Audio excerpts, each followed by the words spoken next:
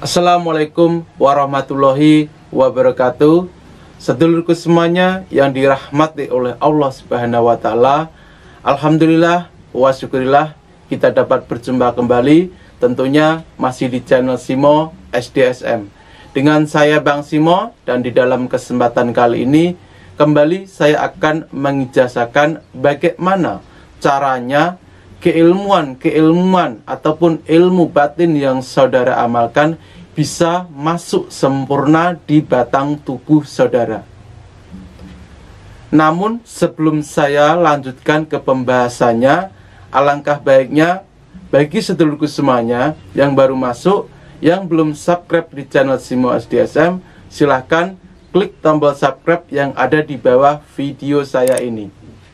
Itu ada merahnya itu, subscribe-nya itu ditekan, dan juga nyalakan loncengnya. Lonceng di situ berfungsi ketika nanti saya upload video yang terbaru, sedulurku semuanya bisa mendapatkan pemberitahuannya sehingga tidak ketinggalan dengan video-video saya yang terbaru. Baiklah, di sini saya akan mengijazahkan bagaimana sih Bang Simo caranya, tindakan ataupun doa apa yang kita butuhkan agar keilmuan apapun yang kita amalkan bisa merasuk sempurna di batang tubuh kita. Karena banyak sekali yang mengadu ke saya, ataupun di situ dia belajar sulit sekali memasukkan keilmuan di batang tubuh. Jadi sebenarnya banyak sekali hal-hal yang menyebabkan kita tidak sempurna dari mengamalkan ilmu tersebut. Dan salah satunya yang akan saya kupas adalah di sini kita akan memakai doa yang pasti saudara sering baca. Dan fungsi dari ini adalah memang membuat diri kita mengamalkan keilmuan itu secara lillahi ta'ala. Jadi tidak ada karena ini, karena dipandang ini, karena dipandang ini. Judulnya seperti itu. Dan di sini memang saya ambil dari pengalaman pribadi saya dulu ketika saya beristiqoroh, dan saya sering menggunakan beberapa keilmuan yang saya merasa kurang maksimal hasilnya. Dan di situ saya coba istiqoroh, meminta petunjuk kepada yang di atas. Kenapa sih keilmuan apapun yang saya baca kurang maksimal? Itu dulu sekali saya beristiqoroh. Mungkin sudah di tahun 2014-an di situ. Ternyata di situ saya mendapatkan pandangan, ataupun di situ saya mendapatkan petunjuk bahwasanya satu, karena batin yang masih kotor. Batin yang masih kotor. Dan juga hal-hal lain. Tapi terutama sebenarnya yang paling ditunjuk adalah batin kita. Kesiapan batin kita. Di situ sebenarnya doa ini juga merupakan doa ilmu putus kaji ma'rifat, ilmu malaikat maut. Yang kita, ilmu malaikat maut tersebut, kita akan mengambil pelajaran ilmu-ilmu orang terdahulu, yaitu paling puncaknya ada di Nabi Ibrahim alaihissalam. Jadi di Nabi Ibrahim. Dan kejadiannya adalah ketika Nabi Ibrahim diperintahkan oleh Allah Subhanahu wa taala untuk menyembelih anaknya Ismail. Dan situ karena memang perintah Allah, maka di situ disembelihlah, namun diganti ketika hendak akan disembelih. Jadi disitulah pelajaran yang bisa kita ambil, kita petik, bahwasanya puncaknya, sejarahnya, ataupun ilmu malaikat maut itu kita mengambilnya dari situ. Sehingga turun, Dan di sini terbuka karena kita meresapi dan merenungi dari isi Al-Quran itu sendiri. Karena Allah sudah mengatakan bahwasanya ketika kita ingin mengetahui ilmu-ilmu orang terdahulu, maka cukuplah Al-Quran, di situ diresapi, direnungi, maka di situ akan terbuka ilmu-ilmu orang terdahulu. Bukan kita membukanya, tapi sebenarnya juga ilmu-ilmu orang yang terdahulu. Bisa dipahami ya? Dan di sini amalan apa sih Bang Simo? Doanya adalah seperti ini.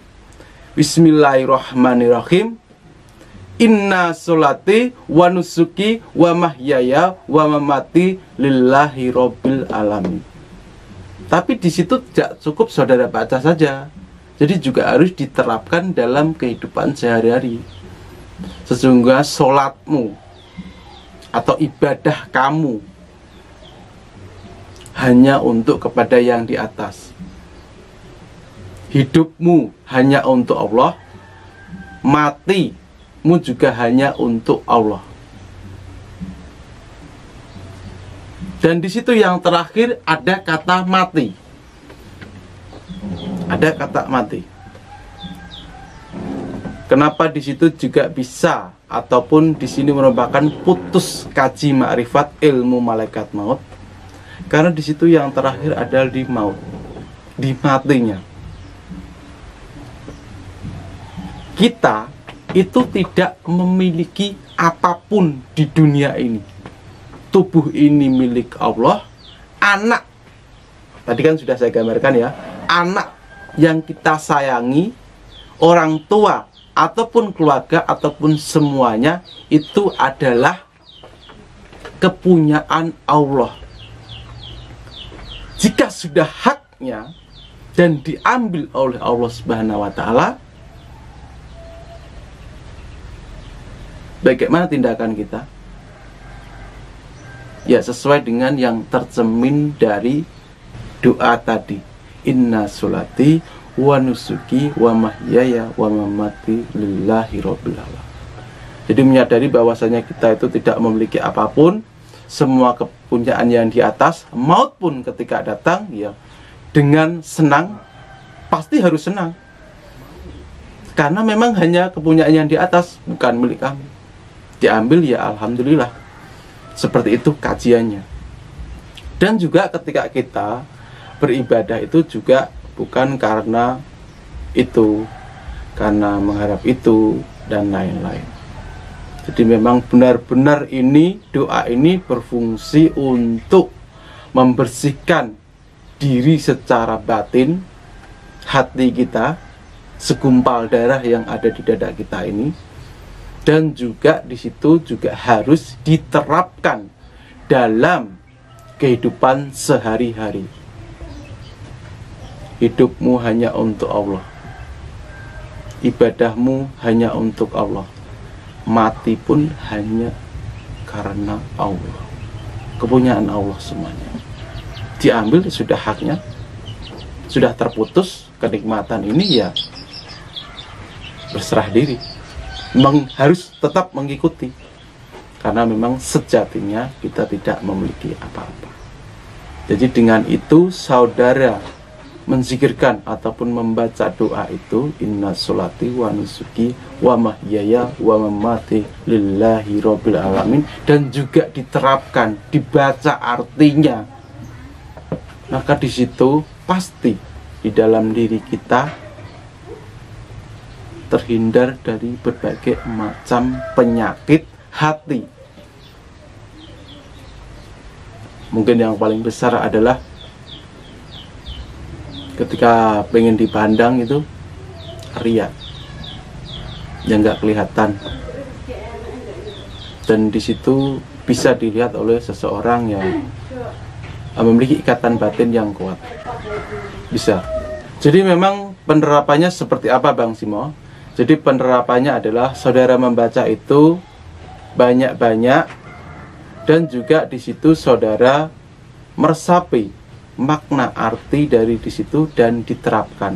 Maka dengan itu insya Allah dengan izin Allah Subhanahu wa taala ilmu apapun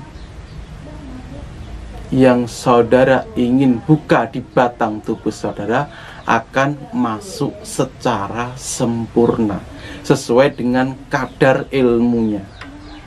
Namun saudara harus juga bisa memilih-milih keilmuan itu. Jadi jangan asal memilih keilmuan yang kiranya saudara bisa memakai pengetahuan ilmu yang dikaji secara lahirnya, yaitu yang dari Al-Quran dan hadis, ataupun di situ dari ilmu semula jadi. Karena nanti juga akan saya banyak ilmu semula jadi yang akan saya share, karena masih banyak sekali pengetahuan yang saya dapatkan dari guru-guru saya. Dan juga di situ merupakan kunci jawaban dari kita semuanya, kenapa pengetahuan itu, ilmu itu tidak sempurna maksudnya, dan memang ketika digunakan kok kurang maksimal gimana, ya ini jawabannya. Jadi seperti inilah bagaimana caranya kita memasukkan satu pengetahuan ilmu Allah Subhanahu wa Ta'ala, karena terganjal dari hati kita yang masih kotor dan jarang disapu, jarang dibersihkan. Alhamdulillah, semoga berkah pengetahuan ini, ilmu Allah Subhanahu wa Ta'ala ini, di situ ketika saya ada silap pengucapan makna yang tersirat maupun yang tersurat, ketika salah datangnya dari saya, kebenaran hanya milik Allah Subhanahu wa Ta'ala. Akhir kata dari saya Bang Simo, semoga berkah. Assalamualaikum warahmatullahi wabarakatuh.